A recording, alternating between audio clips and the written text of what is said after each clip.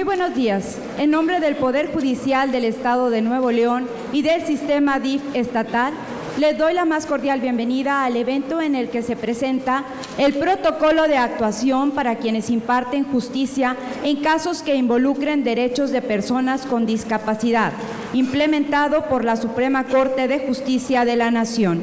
Sean todos ustedes bienvenidos. En nuestra mesa de honor el día de hoy nos acompañan el magistrado Gustavo Adolfo Guerrero Gutiérrez, presidente del Honorable Tribunal Superior de Justicia y del Consejo de la Judicatura del Estado de Nuevo León.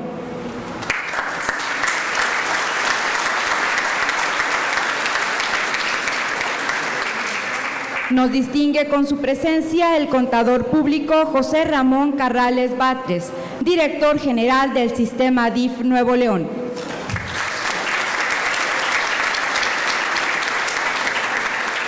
Con nosotros también se encuentra el maestro Samir A. Fajardo Flores, asesor de la Coordinación de Derechos Humanos y asesoría de la Presidencia de la Suprema Corte de Justicia de la Nación.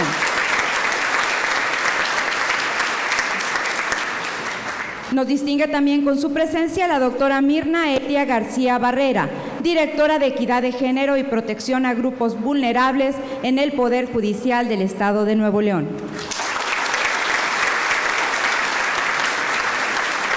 Agradecemos la presencia de la señora Nieves Mogas Acosta, presidenta del Consejo Estatal de Personas con Discapacidad.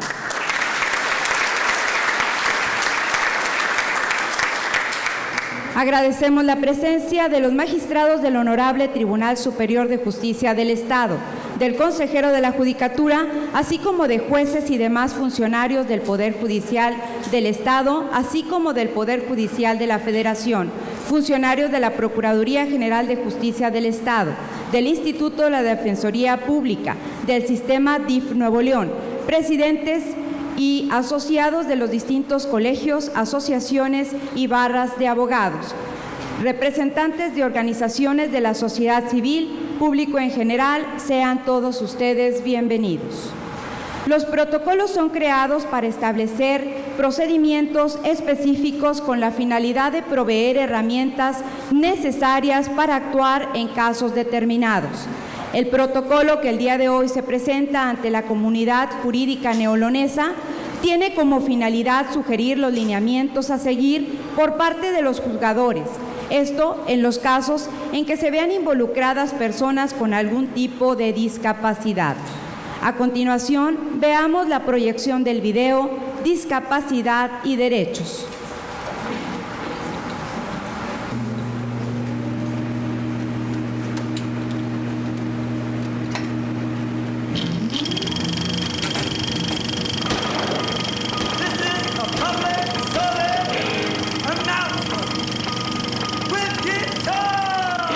En el año 1954, imágenes como estas eran comunes. La sociedad de la época no permitía a afrodescendientes en las universidades y los trataba injustamente a causa de una diferencia: el color de su piel. Por ejemplo, les tocaba sentarse en la parte de atrás del bus y no podían usar los mismos bebederos que usaban los blancos. Debían usar bebederos especiales, bebederos solo para negros. Durante muchos años, la población afrodescendiente vivió la injusticia de no tener garantizados los mismos derechos que sí tenían garantizados los que tenían la piel más clara. Sin embargo, muchas personas que sabían que ahí había un problema y que tocaba solucionarlo, lucharon para cambiar esa situación.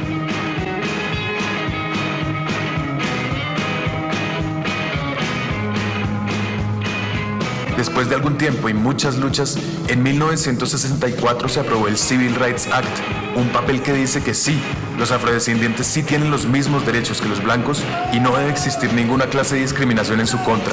Aunque con que ese papel existiera y estuviera en el Congreso no se iba a arreglar todo de la noche a la mañana. Una ley es un papel y para que llegue a la realidad hace falta mucho más trabajo. Es aquí donde recordamos personajes como Martin Luther King, como Mohamed Ali, como Malcolm X, como Tommy Smith y John Carlos y bueno, como tantos otros que llevaron el mensaje de ese papel a la base de la cultura y realmente ayudaron a cambiar formas de pensar en los hogares norteamericanos y dieron pie para que algo como esto fuera posible. para que cupiera en la cabeza de los norteamericanos que un presidente afrodescendiente los podía representar a todos. Hoy en día el problema no se ha acabado, pero es solo una minoría la que insiste en un concepto tan salvaje y arcaico como el del racismo. Ahora, vean esto. Para el principio del siglo XX, un legado histórico que trataba a las personas con discapacidad como fenómenos, como retardados o como incapaces, había logrado que la discapacidad fuese considerada por la mayoría de las personas como una maldición o como un castigo divino. La sociedad de la época entendía las diferencias físicas, sensoriales, intelectuales o psicosociales como algo inaceptable y creyó que lo correcto era esconderlas o construir lugares donde vivieran aisladas. Así, los ciudadanos supuestamente normales se desentendieron de las personas con discapacidad y continuaron construyendo un mundo excluyente, lleno de barreras. Muchos fueron encerrados de por vida en esas instituciones, incluso en contra de su voluntad, para sufrir tratos inhumanos y degradantes. No se les permitía tomar decisiones y se les hizo creer que jamás podrían vivir por ellos mismos. Se les hizo creer que eran menos, que no eran suficiente. De hecho, se los llamó minusválidos. Durante la primera mitad del siglo XX, el pensamiento de los médicos era que las personas con discapacidad debían ser curadas de su enfermedad y que en el momento en que estuvieran sanos, volverían a ser parte de la sociedad. A punta de terapia, les hicieron creer que su problema se les quitaría, pero mientras ese día llegaba, ¿qué? En algunos lugares, hasta se esterilizaba a las personas con discapacidad o existían leyes que les prohibían casarse o incluso aparecer en público. La marca de la discapacidad se creó utilizando los mismos colores que los de un hospital y se pregonó con orgullo el nuevo y maravilloso concepto de la integración. Pero en vez de incluirlos realmente, se los integró solo en una parte de la sociedad y así se inició una nueva forma de segregación, mientras que las personas con las discapacidades más complejas seguían presas en instituciones cada vez más inhumanas.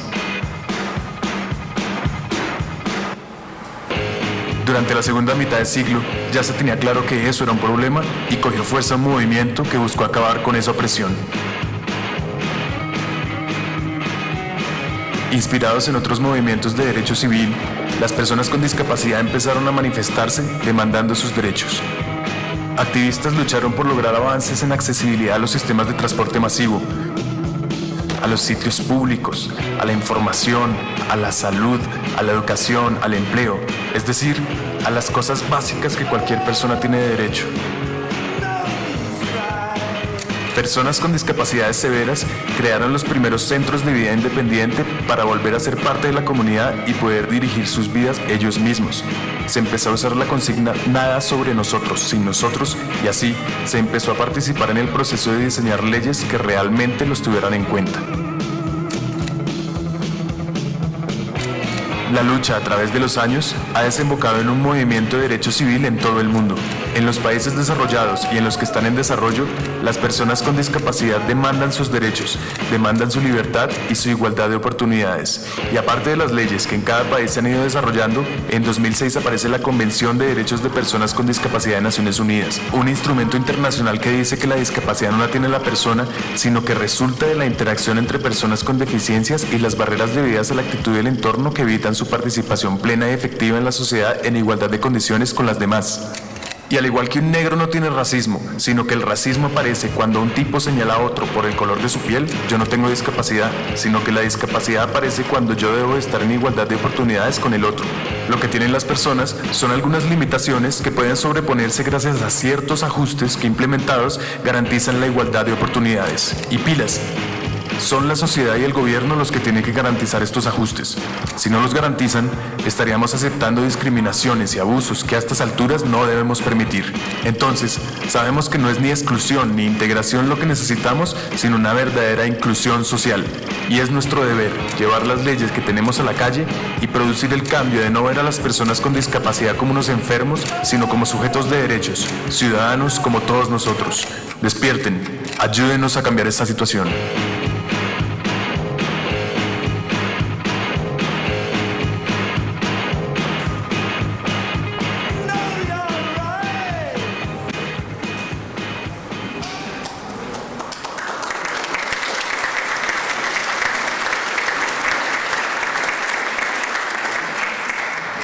En el año 2011, nuestra Constitución es objeto de una reforma trascendental en materia de derechos humanos, dando, entre otras cosas, la ampliación del catálogo de protocolos, considerando no solo los previstos en el marco normativo supremo, sino también los contenidos en los tratados internacionales ratificados por el Estado mexicano.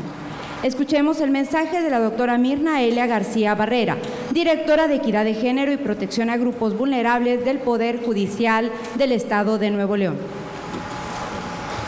Muy buenos días a todas y todos. Con la venia, señor licenciado Gustavo Adolfo Guerrero Gutiérrez, magistrado presidente del Tribunal Superior de Justicia del Consejo y del Consejo de la Judicatura. Señor contador José Ramón Carrales Batres, director general del DIF Nuevo León.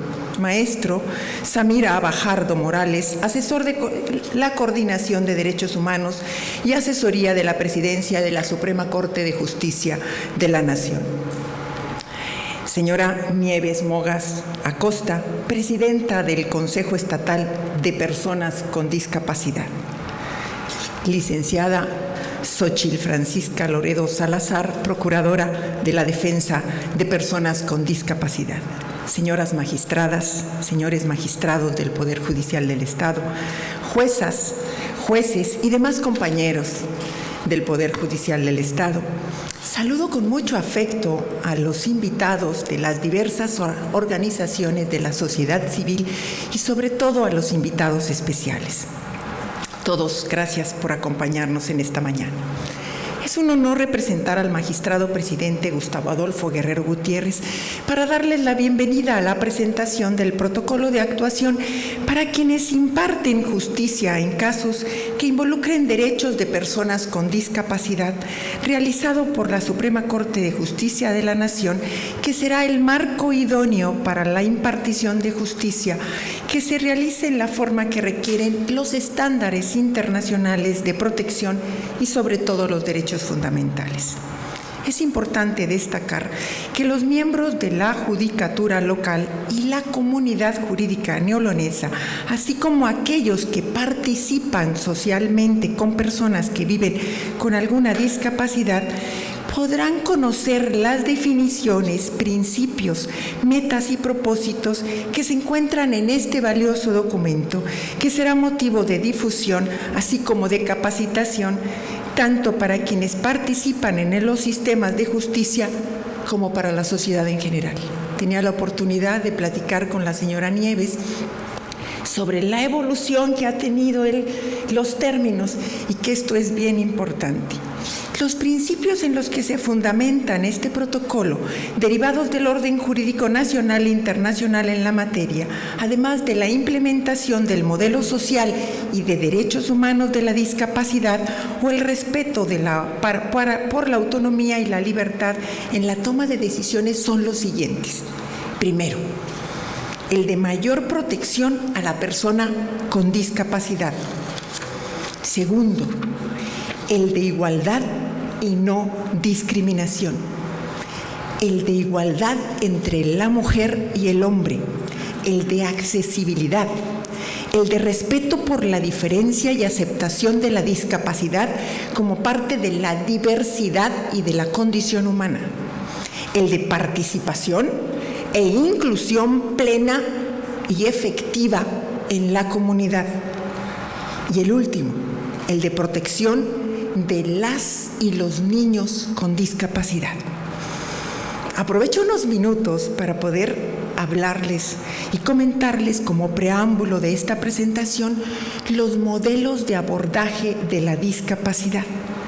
A lo largo de la historia han surgido diversas explicaciones en torno a lo que es la discapacidad y cómo, fíjense bien, porque es muy importante, la sociedad y el derecho responden a la misma, transitando de concepciones que provenían del exterminio y de la exclusión de las personas con discapacidad, el proteccionismo o paternalismo de las mismas, hasta llegar a una etapa en la que se disocia a la discapacidad del término de enfermedad, siendo imposible entender aquella si no se vincula con los derechos humanos de la persona y el reconocimiento de su dignidad y autonomía. Son 4 modelos. el modelo de prescindir o prescindencia, el modelo médico rehabilitador, el modelo social y el modelo de derechos humanos. El modelo de prescindir o de prescindencia no lo encontramos en Grecia, Roma y Edad Media. Este modelo fundamentaba la causa de la discapacidad en un motivo religioso, ya fuera por un pecado cometido por los padres o por un enojo de los dioses, y consideraba a las personas con discapacidad como personas innecesarias, toda vez que no tenían nada que aportar a la sociedad y más bien eran vistas como una carga para las familias, por lo que era necesario prescindir de ellas. Un medio empleado era el infanticidio de niños y niñas con discapacidad, y no en el caso de las personas adultas, porque en el caso de las personas adultas simplemente se les marginaba o excluía. En el siglo XX, comienzos del siglo XX, nos encontramos el modelo médico rehabilitador. Este modelo consideraba que las causas de la discapacidad no eran cuestión religiosa, sino de carácter médico, es decir, una diversidad funcional física, psíquica o sensorial que traía como consecuencia que las personas con limitaciones fueran vistas como personas rotas o enfermas, teniendo que ser rehabilitadas o normalizadas para integrarlas a la sociedad. De esta manera, la discapacidad era entendida como una enfermedad y la persona con discapacidad era vista en su individualidad, pues ella era la causante del problema y quien tenía que adecuarse a la sociedad misma a través de medidas normalizadoras enfocadas principalmente en el ámbito de la salud. El modelo social surge en Inglaterra y en los Estados Unidos de América a finales de la década de los 60 y principios de los años 70, con el denominado movimiento de la vida independiente, promovido por las organizaciones de la sociedad civil con discapacidad, a partir del cual se replantearon las causas que originaba la discapacidad, es decir, las barreras físicas y actitudinales de la sociedad en su conjunto, en lugar de diversidades funcionales de las personas que generaban la inaccesibilidad a los edificios, al transporte, a la infraestructura urbana y a los servicios. Las conductas discriminatorias y la repetición de estereotipos en contra de las personas con discapacidad, entre otros elementos.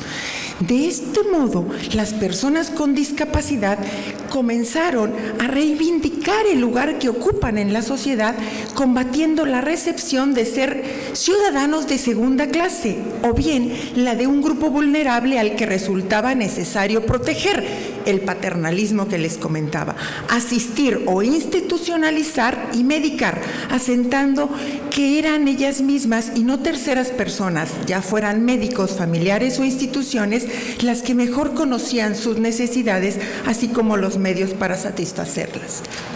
Por último, el modelo de derechos humanos.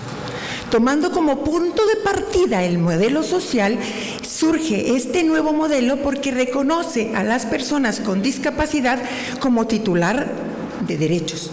Por ello, se promueve que las personas con discapacidad efectivamente los ejerzan en igualdad de condiciones que el resto de la población, sin discriminación alguna, reiterando su dignidad, así como el respeto por la diferencia que implica la discapacidad, lo cual conlleva la ausencia de conductas orientadas a la reproducción de estereotipos y a la exclusión y desventaja social de las personas con discapacidad. Además de esto, se promueve una inclusión y participación plena, efectiva en la sociedad, toda vez que sus necesidades y requerimientos son atendidos por la comunidad. Muchísimas gracias por su atención a la presentación del protocolo de actuación para quienes imparten justicia en casos que involucren derechos de personas con discapacidad. Sean todos y todas bienvenidos. Gracias.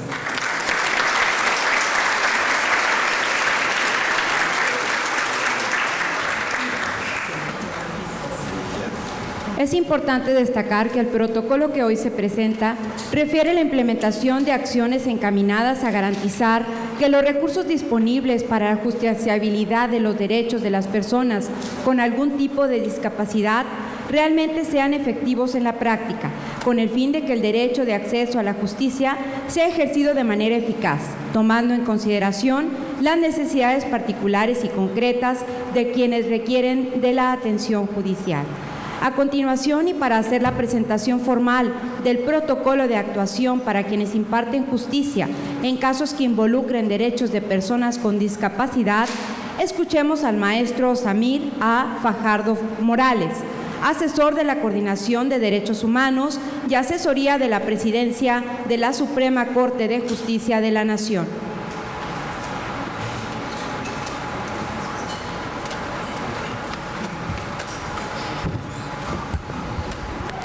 Bien, buenos días para todas y todos. Antes que nada, agradecer la generosa invitación del Tribunal, del DIF y de todas las instituciones que han participado directa o indirectamente en esta importante iniciativa. A nombre del ministro presidente, don Juan Silva Mesa, y del coordinador de asesores de la Suprema Corte, el doctor Carlos Pérez Vázquez, les presento un respetuoso saludo a todas y todos ustedes. Bien, para la presentación y un poco para poder organizar las ideas del protocolo y mostrar su importancia y su relevancia para la función jurisdiccional en lo cotidiano y otros alcances que podría tener, y al final enfatizaré en ello, seguiremos, si ustedes están de acuerdo, una presentación en PowerPoint y para quienes ello no fuere posible, las ideas que están en la presentación irán siendo desarrolladas expresamente a lo largo de estos tal vez 40 minutos que me voy a permitir tomarme para la presentación amplia del protocolo. Bien, siguiente diapositiva, por favor. Esta es la imagen del protocolo. La imagen del protocolo busca mostrar diferentes tipos de discapacidades que viven las personas en lo cotidiano respecto de sus entornos y, en síntesis, busca mandar un mensaje gráfico respecto a lo que en la práctica son diferentes formas con las que tienen que vivir las personas respecto de sus entornos y las discapacidades que esos entornos generan. Siguiente, por favor. Una pregunta básica, no solo para los operadores judiciales, pero en principio sí para ellos y ellas, es ¿qué es el protocolo de actuación que estamos presentando hoy? Jurídicamente hablando, ¿qué alcance tiene este documento?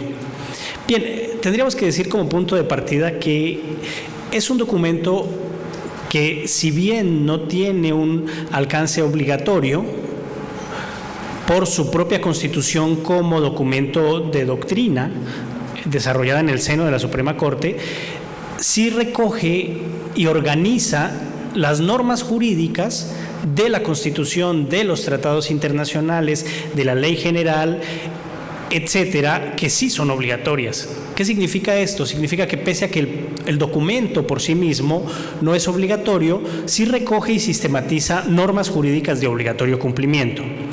Entonces, la riqueza jurídicamente hablando de este protocolo no es la naturaleza jurídica vinculante del protocolo por sí misma, que no la tiene, sino el ejercicio de sistematización de la información jurídica de normas que son plenamente aplicables para un caso concreto.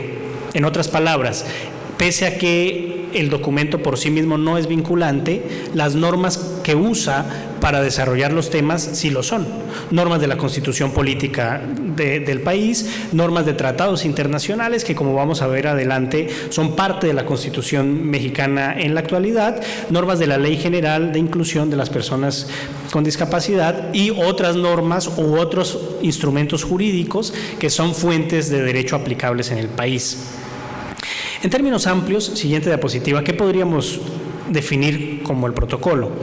En principio, digamos que es un desarrollo que lidera la Suprema Corte de Justicia de la Nación, en el que busca incorporar elementos jurídicos básicos con los que las autoridades judiciales puedan incorporar en sus actuaciones una perspectiva de los derechos humanos de las personas con discapacidad a partir de mandatos constitucionales establecidos en el artículo 1 de la Constitución Política de los Estados Unidos Mexicanos, y diríamos que es una iniciativa muy interesante que está en contexto con otros protocolos de otros temas, liderada por quien refería con anterioridad, el doctor Carlos Pérez Vázquez.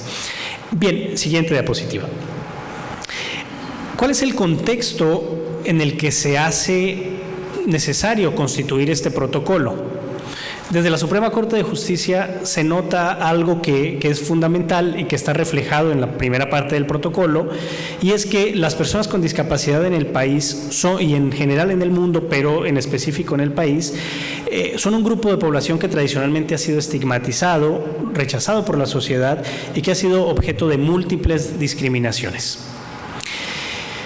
Estas circunstancias han colocado a las personas con discapacidad en situaciones de desventaja y exclusión social, debido en gran parte a que su condición de discapacidad, a juicio de una mayoría, se aleja de los estándares considerados como, comillas, normales, que califican como diferentes, y es un tema en el fondo de discriminación por exclusión, por consideración de diferencias, a las personas con algún tipo de deficiencia, y las condena a una existencia vinculada a la institucionalización, la medicación y el sometimiento. Y lo más importante en este punto, a propósito del contexto en el que se da este protocolo, privándolas o desconociéndolas como titulares de derechos y afectando el ejercicio mismo de tales derechos en condiciones que sean dignas y justas a propósito de su estatus como personas plenas titulares de derechos. Siguiente, por favor.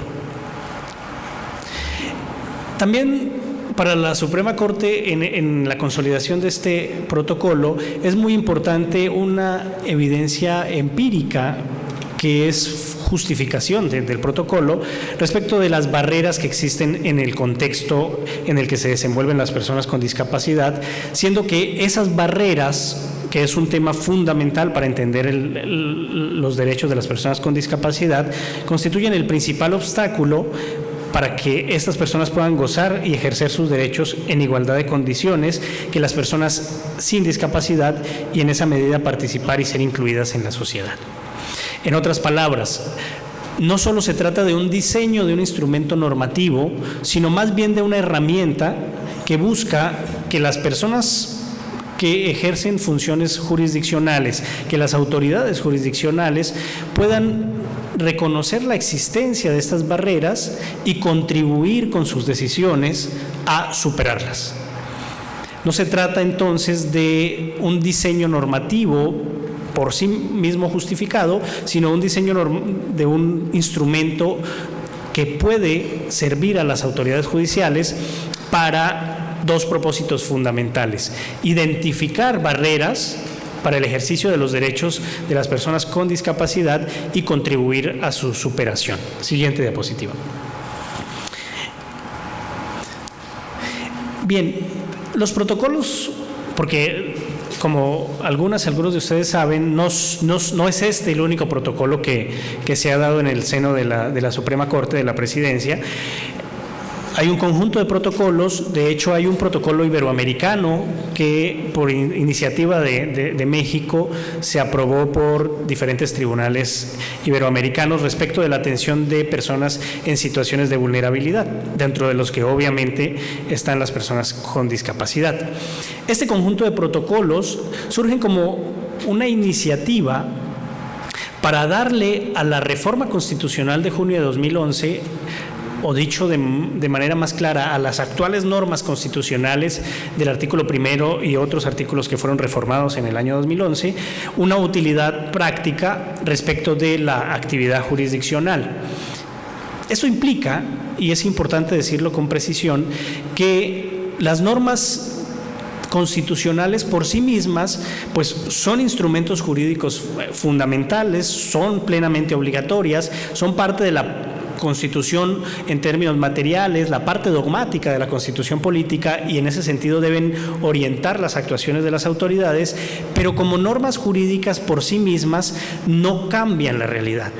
Digamos que establecen un parámetro, un deber ser de actuación, pero la realización de los mandatos constitucionales requiere de un ejercicio de debida diligencia para todas las autoridades, dentro de las cuales el Poder Judicial es fundamental.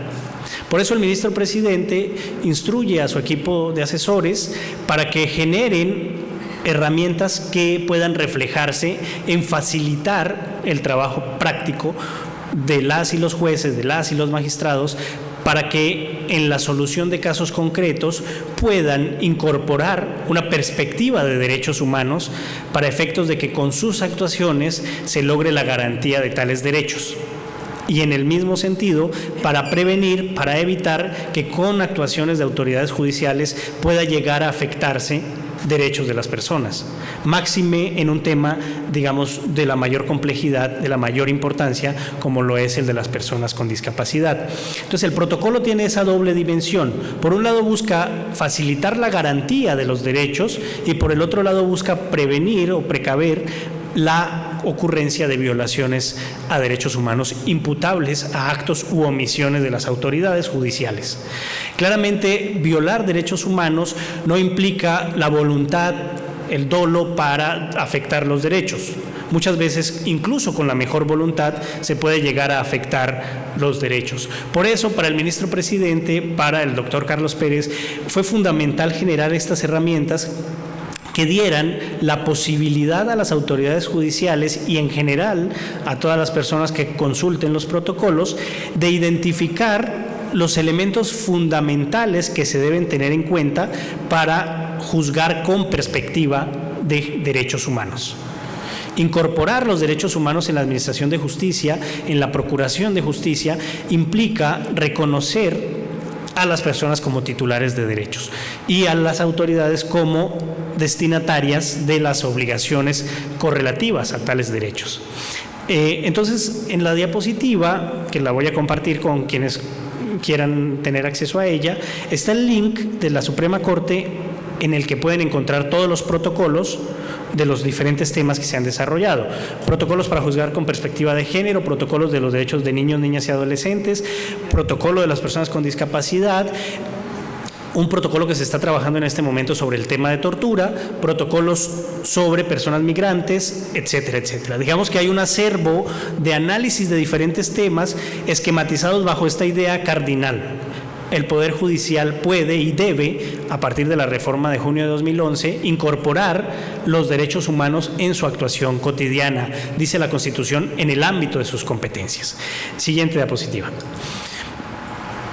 Bien, ¿por qué el artículo primero de la Constitución mexicana actual es el paraguas en el que se inscribe este protocolo y los demás protocolos que ha realizado la Suprema Corte? La razón es una muy importante. El artículo primero estatuye un nuevo paradigma en el que las autoridades están constituidas a efectos de garantizar plenamente los derechos de las personas. Bajo esa hipótesis, la función jurisdiccional no es ajena a la garantía efectiva de los derechos. Por el contrario, la garantía por antonomasia de los derechos es la garantía judicial de los mismos. Y con ello no hablo solo del amparo, del juicio de amparo, hablo de todas las actuaciones jurisdiccionales que en el ámbito de sus competencias son formas de garantizar los derechos de las personas. Bien, intentemos discernir un poco cuál es el alcance de este artículo primero y sus implicaciones a efectos de los derechos humanos de las personas con discapacidad. El artículo primero de la Constitución Política de los Estados Unidos Mexicanos establece en su primer párrafo que en este país todas las personas gozamos de los derechos humanos que en ella están reconocidos y que están reconocidos en los tratados internacionales de los que el Estado sea parte, así como de las garantías necesarias para su protección. ¿Y ello qué significa? Bien, el párrafo primero tiene varios elementos que vale la pena enfatizar. El primero, todas las personas debemos gozar de los derechos humanos. Y al usar la expresión todas las personas, está enfatizándose una idea fundamental.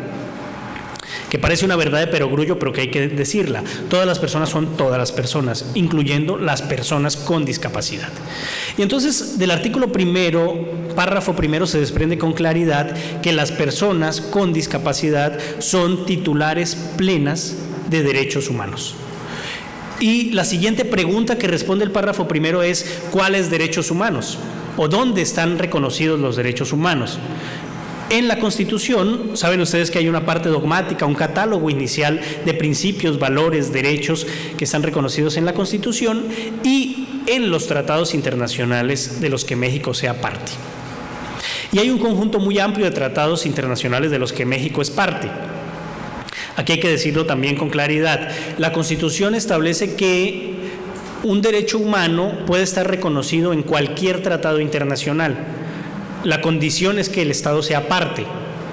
¿Qué significa que un Estado sea parte? Bueno, hay un tratado internacional que define estas cosas, que es la Convención de Viena de 1969 sobre el derecho de los tratados. Pero más allá de esta minucia jurídica, la idea es que un tratado que por su materia pueda no ser considerado de derechos humanos, dentro de sus normas puede tener reconocido un derecho humano. Y ustedes saben que hay ejemplos que típicamente se ponen en este punto. La Convención de Viena sobre relaciones consulares, por ejemplo, no es un tratado en materia de derechos humanos, pero trae reconocido un derecho humano. Para no ahondar en este punto, demos la idea principal que queremos comunicar. Los derechos humanos pueden estar reconocidos en la Constitución y en cualquier tratado internacional del que el Estado sea parte. No se exige que el tratado sea de derechos humanos o en materia de derechos humanos, puede ser cualquier tratado internacional. Bien, el segundo párrafo del artículo primero, y ya les explicaré por qué estoy haciendo este análisis un tanto minucioso del párrafo primero. El segundo párrafo del artículo primero de la Constitución establece dos principios hermenéuticos que obviamente son de obligatorio seguimiento para la Procuración y Administración de Justicia, que son la interpretación conforme y el principio pro persona. La interpretación conforme, y aquí digamos que hay un desarrollo importante ya en el país respecto a este tema, pero de especial relevancia resultaría conocer el libro de José Luis Caballero sobre este punto. La interpretación conforme implica dos elementos. Uno, que las normas que se van a interpretar y aplicar en un caso concreto deban atenerse a lo que establece la Constitución y los tratados internacionales en materia de derechos humanos. Aquí ya no son todos los tratados de los que México sea parte, sino solo aquellos que son en materia de derechos humanos. Y aquí viene una primera premisa muy importante. La Convención sobre los derechos de las personas con discapacidad de las Naciones Unidas y la Convención Interamericana para erradicar la discriminación contra las personas con discapacidad son tratados internacionales en materia de derechos humanos.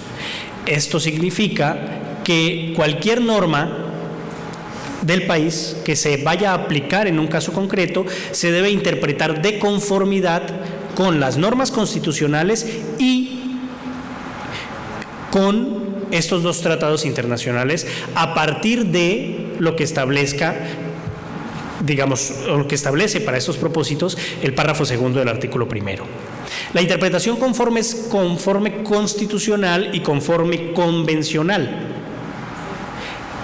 Esto significa que cuando un operador judicial o cualquier operador jurídico va a analizar una norma de derecho familiar, por ejemplo, o incluso una norma de la Ley General para la inclusión de las personas con discapacidad, debe considerar como parámetro de validez material de esa norma interna, de esa norma que va a aplicar en el caso concreto, los tratados internacionales en materia de derechos humanos. Los dos que hemos referido por ser lex specialis, pero además los tratados generales de derechos humanos, como son la Convención Interamericana sobre Derechos Humanos y el Pacto Internacional de Derechos Civiles y Políticos. Y va a decir el párrafo segundo del artículo primero algo que también es fundamental y que está muy bien desarrollado, en nuestra opinión, en el protocolo, que es que las interpretaciones y la consecuente aplicación de las normas debe buscar favorecer a las personas con discapacidad en la mayor medida posible para el ejercicio de sus derechos, que es lo que se conoce como el principio pro persona.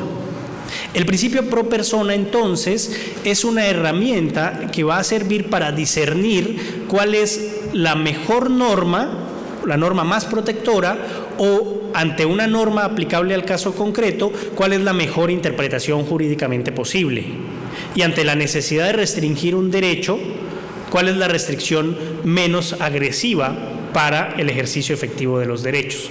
En suma, el principio pro persona, que es un principio que debe usarse por mandato constitucional para el cotidiano ejercicio de la función jurisdiccional en materia de derechos humanos, implica tres hipótesis posibles. 1. Ante dos o más normas se debe preferir la mejor norma. Ejemplo, la Convención sobre los derechos de las personas con discapacidad tiene una definición que vamos a ver hacia adelante de discapacidad que es menos protectora, menos amplia que la de la ley general. ¿Cuál se debe preferir entonces? La de la ley, no la de la Convención. ¿Por qué? Porque hay un principio básico que nos dice que la protección debe darse en la mayor medida posible, con independencia del estatus jerárquico de la norma. Entonces, la Convención de las Naciones Unidas tiene un espectro protector importante, pero la ley interna, la ley general, tiene un espectro más amplio. ¿En qué sentido? En la duración de las deficiencias, de la duración de la diversidad de capacidades y potencialidades que exige la Convención es de largo aliento, de largo plazo, y la que exige la ley incluso es de corto plazo. Entonces, esto significa que hay una mayor protección en la ley interna. ¿Cuál se prefiere? La ley interna. ¿Por qué? Porque la Constitución así lo mandata en el párrafo segundo del artículo primero. Fíjense que estos dos principios hermenéuticos, desde una disertación meramente jurídica, tienen un alcance muy importante, y es que el criterio jerárquico de las normas se ve suspendido por el criterio de mayor protección. El principio pro persona viene a ser una respuesta a la lógica de la mera validez formal de las normas, para seguir en el debate meramente jurídico. En otras palabras, se prefiere el alcance material de la validez de las normas al alcance formal, y por esa razón una norma de menor jerarquía, como sería una ley respecto de un tratado en materia de derechos humanos, se prefiere en el caso concreto. En una lógica tradicional de validez formal de las normas, el tratado debería preferirse a la ley. En una lógica pro persona, la ley, por ser más protectora, se prefiere al tratado.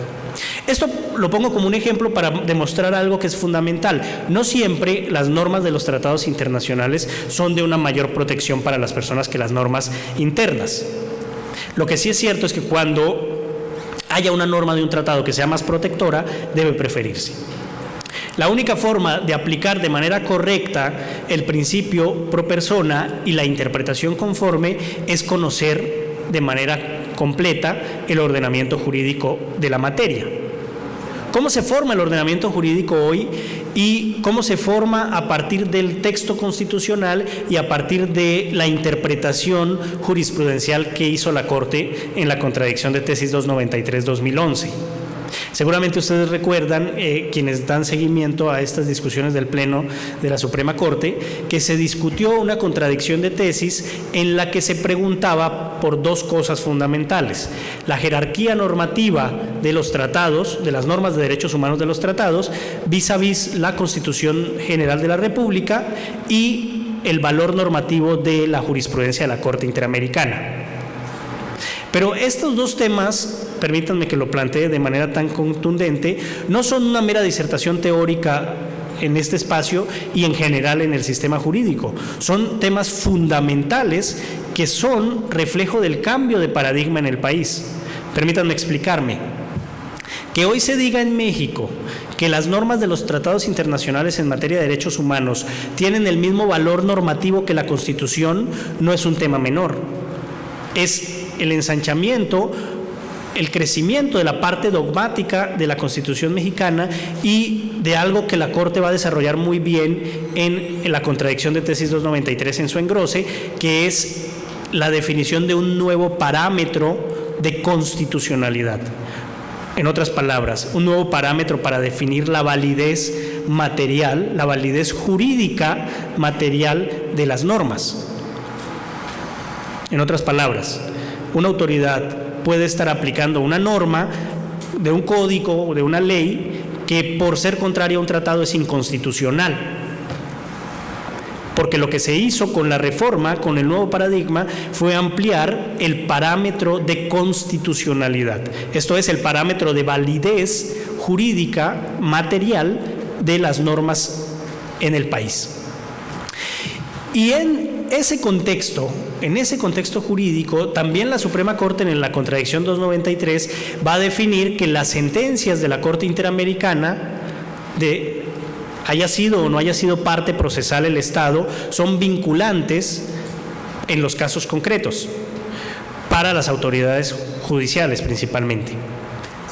¿Y eso qué significa? Bueno, si una sentencia, como lo es el caso de Damião Ximénez López contra Brasil de la Corte Interamericana, que trata derechos de una persona con discapacidad que es sometida a una forma extrema de violencia por un particular, o el caso Furlan y familiares, también de la Corte Interamericana, que desarrolla temas de violencia y de exclusión y discriminación contra personas con discapacidad, si una sentencia de la Corte Interamericana ha fijado un estándar y ese estándar es aplicable a un caso concreto, las autoridades están obligadas a seguir ese estándar. Les vincula el estándar de la Corte Interamericana. No ya si el Estado fue parte procesal o no, el Estado mexicano fue parte procesal o no en el litigio. Se entiende que la jurisprudencia de la Corte Interamericana, y por jurisprudencia desde el derecho internacional se entiende cualquier decisión judicial o cuasi jurisdiccional que interpreta las normas de los tratados, si la jurisprudencia desarrolla un derecho, ese desarrollo jurisprudencial se integra a el sentido y el alcance del tratado, y en ese sentido toma el alcance obligatorio del tratado. Y entonces hoy tenemos en México un sistema constitucional de derechos humanos que es aplicable plenamente para los derechos de las personas con discapacidad. Por eso es tan importante determinar que este protocolo se inscribe en la reforma constitucional de junio de 2011, se inscribe en el actual artículo 1 de la Constitución Política de los Estados Unidos Mexicanos. ¿Por qué? Porque se trata de un tema de derechos humanos de un grupo que ha merecido la especial protección, la especial garantía de sus derechos, el especial reconocimiento de las particularidades a partir del derecho interno y del derecho internacional. La garantía efectiva de los derechos humanos de las personas con discapacidad es el tema que se encuentra en el fondo de este protocolo. Por ello, los principios de interpretación conforme y pro persona, por ello, el nuevo parámetro de constitucionalidad en el país, por ello, el control de convencionalidad, que si me permiten haré un paréntesis en un par de minutos respecto a cómo juega este tema respecto del protocolo. Por ello, las obligaciones de las autoridades que están en el párrafo 3 del artículo 1 de la Constitución son el referente jurídico básico para que este protocolo tenga una utilidad real. Bien, decíamos que el control de convencionalidad, que es una obligación de todas las autoridades judiciales en el país, tiene una especial relevancia en el tema de personas con discapacidad, y diríamos algo más. Este protocolo sirve como el criterio básico para poder realizar dicho control.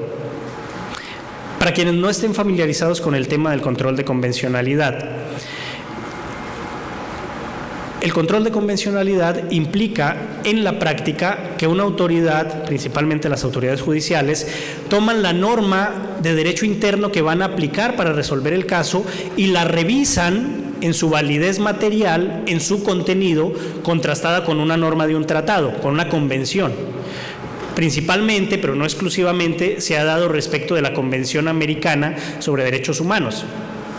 Pero en efecto, cualquier norma del ordenamiento jurídico interno deberá ser contrastada con la Convención de las Naciones Unidas sobre los Derechos de las Personas con Discapacidad, y eventualmente en ese control de convencionalidad puede resultar que una norma de derecho interno viole los derechos de la Convención y deba inaplicarse. El control de convencionalidad implicará como obligación de las autoridades que en aquellos casos donde las normas jurídicas de derecho interno sean las que están generando las violaciones a los derechos humanos, no aplicarlas. Este es un caso extremo, digamos, desde la lógica de la seguridad jurídica. Es importante tener en cuenta también el criterio de seguridad jurídica. La inaplicación es la menos deseable de las opciones respecto del control de convencionalidad, pero cuando no es posible hacer una interpretación conforme, es una obligación de la autoridad. Es el último paso que debe dar el juez para garantizar los derechos humanos de las personas en general y de las personas con discapacidad en específico. Entonces, debe decirse con claridad, a pesar de que es una obligación el control de convencionalidad, no es una obligación la inaplicación de leyes. Esa es una opción que se deriva del control mismo. En otras palabras, cuando el juez hace la revisión de una norma y encuentra que la norma está ajustada al tratado, pues tiene que aplicarla. La consecuencia 1 de un control puede ser que se supere el control, es decir, que apruebe el control, y en ese caso debe aplicarse. O puede encontrarse diferencias de sentido, de enfoque, de interpretación entre la norma interna revisada y el tratado, caso en el cual la autoridad judicial deberá aplicar la norma, pero modular el sentido de su interpretación, es decir, hacer una interpretación conforme estricto sensu. Y en la tercera hipótesis de un control de convencionalidad, donde la norma dice sí y el tratado dice no, debe inaplicarse la norma y aplicarse la norma del tratado. Pero esa, insisto, es el extremo menos deseable de la conclusión de un control de convencionalidad. Control de convencionalidad no es sinónimo de inaplicación, y la inaplicación es una obligación en tanto y en cuanto previamente se haya demostrado que la norma es extremadamente injusta, para usar una expresión respecto de un filósofo alemán, Gustav Ravruch, en temas de inaplicación de las normas. Bien, dicho todo lo anterior, permítanme hacer una conclusión de por qué el artículo 1 constitucional es el referente jurídico para este protocolo. El reconocimiento de que los derechos humanos son para todas las personas enfatiza, no es constitutivo, es meramente declarativo, enfatiza la necesidad de reconocer a las personas con discapacidad como plenos titulares de derechos humanos. Las herramientas hermenéuticas de obligatorio cumplimiento del párrafo segundo del artículo 1, esto es, la interpretación conforme y el principio pro persona, son el fundamento a través del cual en la práctica se vincularán los derechos humanos a las actuaciones de las autoridades judiciales en el ejercicio de interpretación de los derechos. 3. Del nuevo paradigma de protección de los derechos humanos de las personas se desprende que los derechos humanos aparejan correlativos deberes y obligaciones que están establecidos en el párrafo 3 del artículo 1 de la Constitución. Dicho lo anterior, en un contexto como el que vive México, en donde el parámetro de validez material de las normas, esto es, el criterio de constitucionalidad o el parámetro de constitucionalidad, se ha ampliado para darle entrada a los tratados internacionales, es muy importante que las autoridades judiciales consideren que en materia de derechos humanos de las personas con discapacidad existen 2 tratados internacionales específicos, que es el de las Naciones Unidas y el interamericano, y que eventualmente esos tratados van a servir como parámetro para hacer un control de convencionalidad que puede desembocar incluso en el extremo más, digamos, indeseable de la balanza, en la inaplicación de una norma de derecho interno. Pero que no sea deseable no significa que no sea posible. Y que sea posible implica que jurídicamente es posible, y no solo posible, sino obligatorio. En otras palabras, inaplicar una norma que abiertamente viola los derechos humanos de las personas con discapacidad es obligación de la autoridad judicial siempre y cuando la conclusión jurídica del control sea que no hay posibilidad de interpretación conforme. Bien, esta conclusión, que es eminentemente jurídica, siguiente diapositiva, nos lleva a explicar por qué es importante utilizar este protocolo como una de las herramientas de trabajo para la administración de justicia en casos de personas con discapacidad. Y aquí permítanme hacer un breve paréntesis. El hecho de que exista este protocolo, y eso es solo una aclaración que tal vez no tenga demasiada importancia, no nos releva del deber ético y jurídico de conocer a profundidad los tratados internacionales y las leyes relacionadas con el tema de derechos de las personas con discapacidad. Por el contrario, este protocolo puede servir como un elemento pedagógico, si se quiere, para que nos adentremos en el estudio y conocimiento de las normas jurídicas aplicables. En otras palabras, el protocolo solo es una herramienta que nos sirve para organizar la información, pero el conocimiento de las normas jurídicas obviamente es obligación de quienes nos dedicamos a operar el derecho, más allá de que lo hagamos desde la judicatura o desde otras dimensiones como observadores externos del sistema. Y entonces la Corte pudo encontrar, y está explícito en el protocolo, que hay un desconocimiento en diferentes grados. No es lo mismo, y lo hablábamos antes de iniciar este importante evento, no es lo mismo el nivel de desarrollo del tema en el estado de Nuevo León, que es un desarrollo importante, que es un desarrollo destacado, a el desarrollo que hay, por ejemplo, en Chiapas. Entonces, ¿qué quiero decir con esto? Que más allá de las particularidades regionales, se pudo encontrar un elemento común, y es que en diferentes grados hay desconocimiento en el ámbito judicial de los derechos de las personas con discapacidad. Y un tema importante, falta de sensibilidad. Pero la falta de sensibilidad no tiene que ver con elementos meramente subjetivos de los operadores judiciales, sino con temas de contexto, temas culturales. No se tiene, jurídicamente hablando, sensibilidad respecto de los derechos de las personas con discapacidad. También se encontró que hay ausencia o escaso reconocimiento de las personas con discapacidad como titulares de derechos.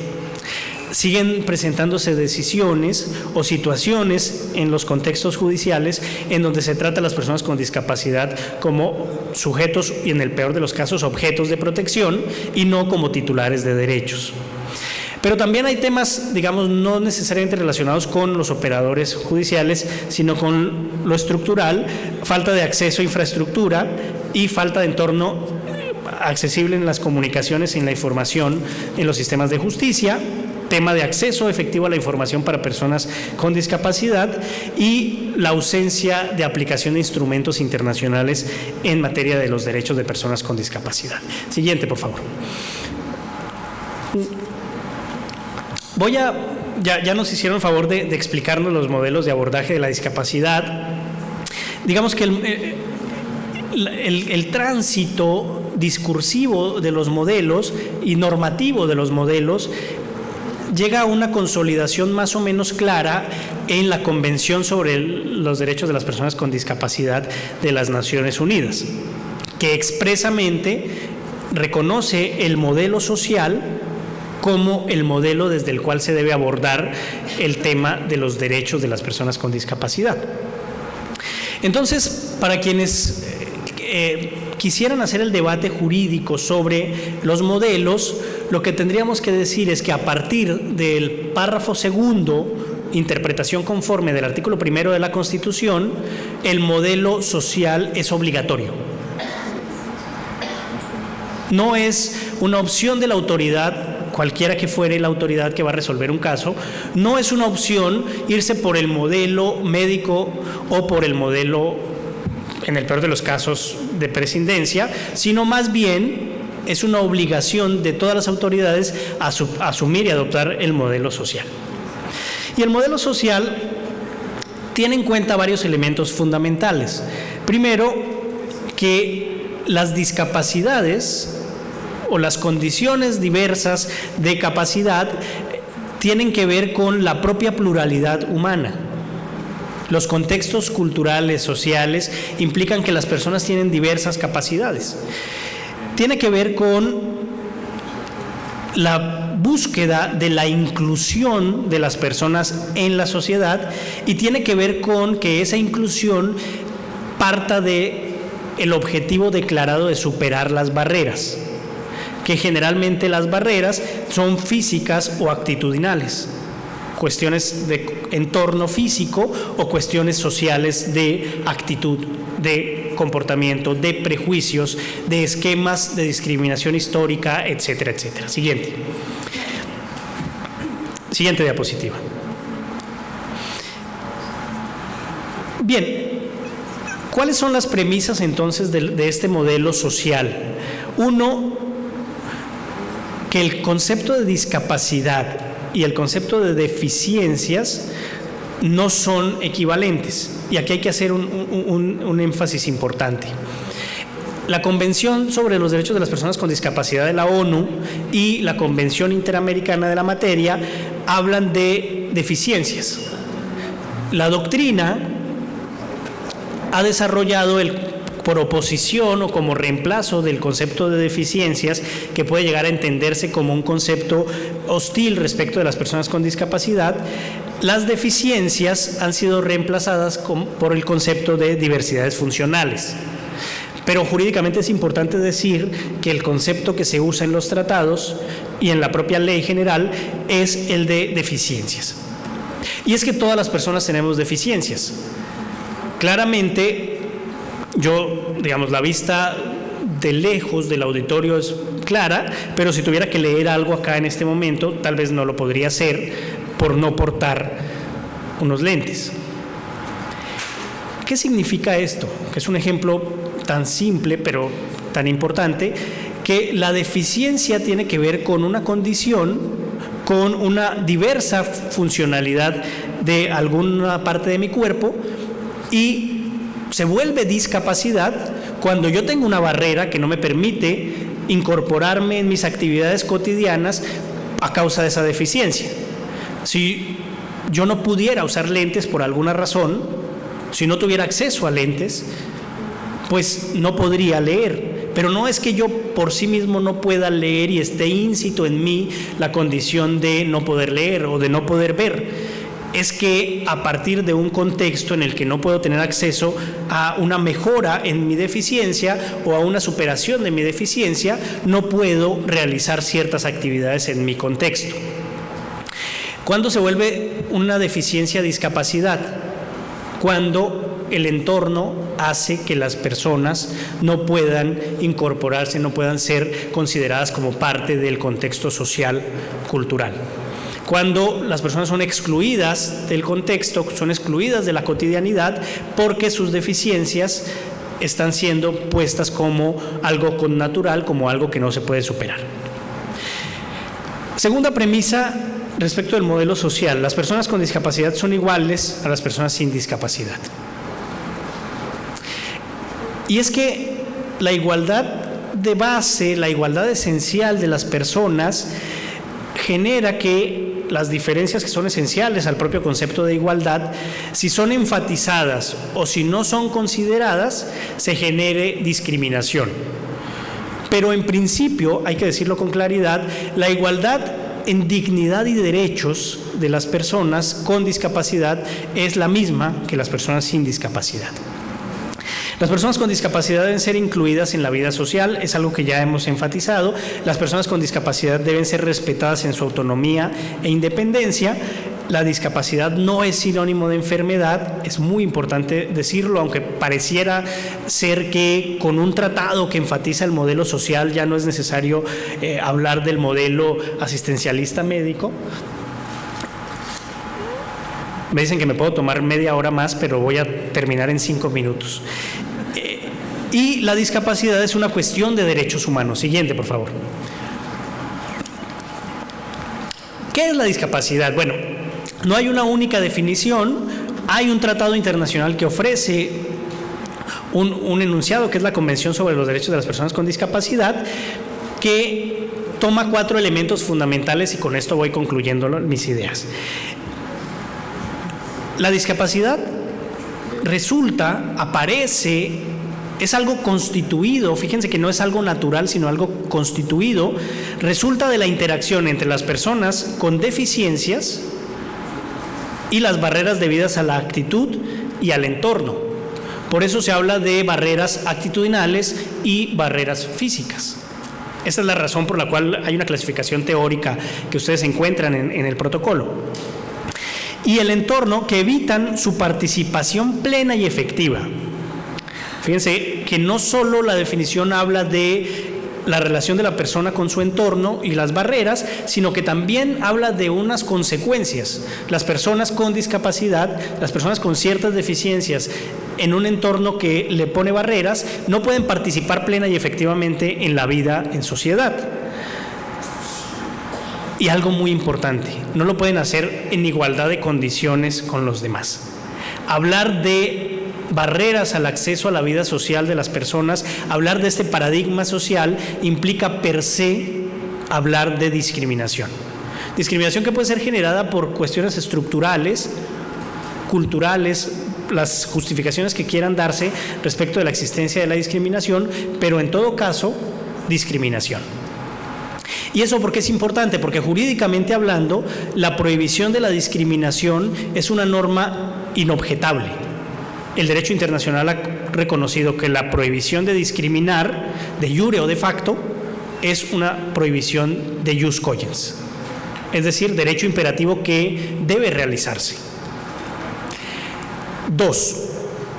El hecho de que estos 4 elementos de la definición de la Convención sobre los Derechos de las Personas con Discapacidad sean los elementos fundamentales para hablar de discapacidad, implica que cuando una autoridad judicial va a resolver un caso, debe considerar estos elementos para definir si está frente a un escenario de discapacidad y, en consecuencia, cuáles son sus obligaciones. Siguiente diapositiva. La Ley General para la Inclusión establece diferentes tipos de discapacidad, 4 en concreto: discapacidad física, mental, intelectual y sensorial. Estas son reflejo de la Convención Interamericana sobre erradicación de la discriminación contra las personas con discapacidad. Siguiente, por favor. La definición de la ley es la misma que la de la Convención respecto de quiénes son las personas con discapacidad. La discapacidad es a las personas con discapacidad un criterio, digamos, relacional, en el que las personas con discapacidad son las personas que viven con una discapacidad. Insistamos en una definición que parece muy obvia, pero que tiene un sentido profundo, y es que en el momento en que podamos entender qué es la discapacidad, va a ser muy sencillo entender que hay una persona que vive con una discapacidad, que no es algo que es connatural. Siguiente, por favor. Esta es la definición legal. Siguiente, por favor. Un tema de uso del lenguaje que es fundamental, porque lo que no se enuncia no existe, y la forma como nos referimos a las cosas es definitoria en muchos casos. No se trata de minusválidos o minusválidas, de impedidos o impedidas, de discapacitados o discapacitadas, sino de personas con discapacidad. A pesar de que pareciera un asunto de mero lenguaje, de mero uso del lenguaje, tiene que ver con este entendimiento de qué es la discapacidad. Si alguien le dice a una persona que es discapacitada, está definiendo a esa persona por su discapacidad. Las personas no son discapacitadas, las personas viven con discapacidad. Y viven con discapacidad, insistimos, por factores, por entornos, etcétera. Siguiente, por favor. Hay una serie de derechos que están relacionados con las personas con discapacidad. Esos derechos están desarrollados en el protocolo. Siguiente, por favor. Y hay 8 principios básicos, y con esto concluyo mi presentación. Hay 8 principios básicos que a propósito de la interpretación del alcance de estos protocolos hechos desde la Suprema Corte, son cardinales, son fundamentales, que están en el texto mismo del protocolo y que son el corazón del desarrollo del protocolo. Esos 8 principios están relacionados, ustedes lo encuentran en el documento, con derechos en concreto, con normas jurídicas obligatorias en concreto, y están ejemplificados con desarrollos jurisprudenciales respecto a cada uno de ellos. El protocolo tiene una redacción sencilla, a pesar de que tiene un énfasis en lo jurídico, tiene una redacción que tiene una dimensión accesible. Hay ediciones en braille, hay otras ediciones de este protocolo, no solo la escrita, la impresa, que busca darle una mayor accesibilidad. El protocolo está pensado inicialmente para las autoridades judiciales, pero no exclusivamente para ellas. Hice un ejercicio de fundamentación de los temas centrales del protocolo en la idea de demostrar que este protocolo también podría ser retomado por autoridades no jurisdiccionales y encontrar cuál es el alcance, el sentido, los objetivos constitucionales respecto a el reconocimiento y pleno ejercicio de los derechos de las personas con discapacidad. ¿Y esto qué significa?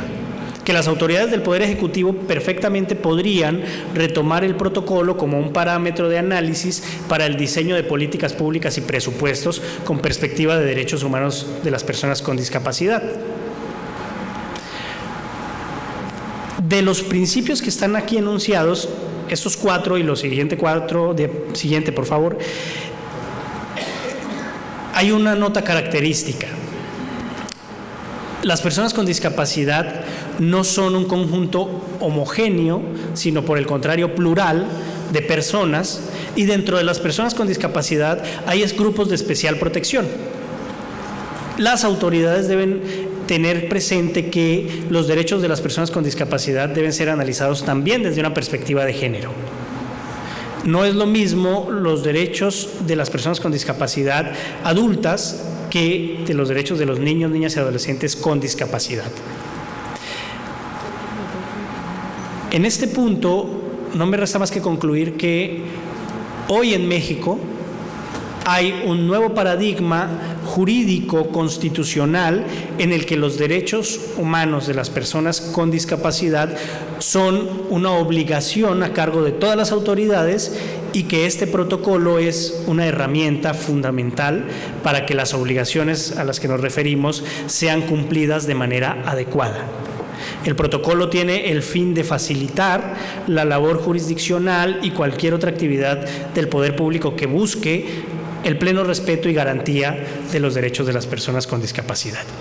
Puesto a disposición del público de manera impresa en Internet, este protocolo es la evidencia de un compromiso del ministro presidente de la Suprema Corte con los derechos humanos y de su asesor, de su coordinador de asesores, el doctor Carlos Pérez, respecto de dar herramientas concretas. Les agradezco muchísimo la generosidad de su tiempo.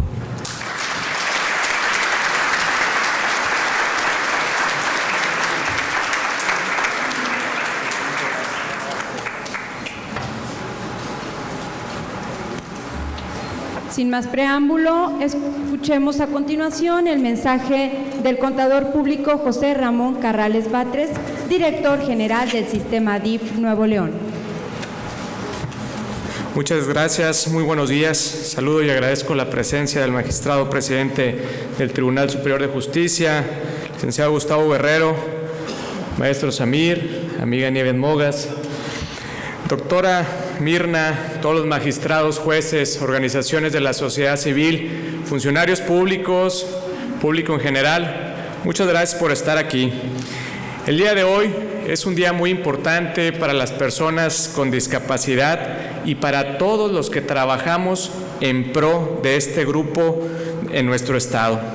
Hemos escuchado al doctor Samir Fajardo explicar de manera general el contenido del protocolo de actuación para quienes imparten justicia en casos que involucren los derechos de las personas con discapacidad.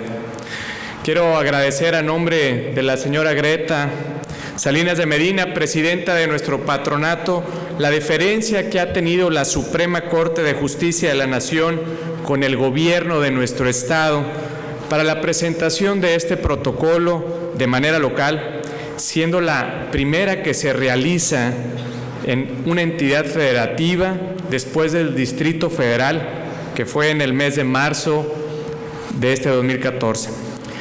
Para el sistema DIF Nuevo León, es muy alentador presenciar el compromiso y la excelente disposición del Tribunal Superior de Justicia, de la Procuraduría General de Justicia y del Instituto de Defensoría Pública, quienes en su calidad de operadores de justicia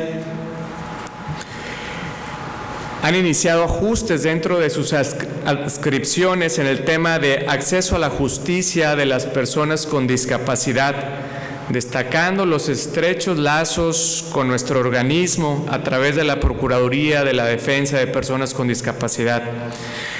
El Gobierno del Estado dio un paso hacia adelante en la defensa de las personas con discapacidad cuando el 15 de mayo del 2012 el señor gobernador, el licenciado Rodrigo Medina, junto con nuestra presidenta, la señora Greta, estuvieron presentes en la inauguración de la primer Procuraduría de la Defensa de Personas con Discapacidad en el país.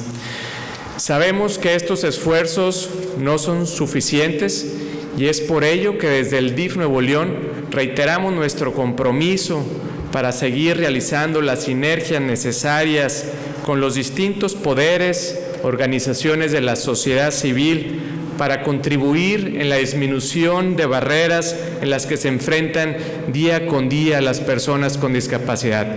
Muchas gracias.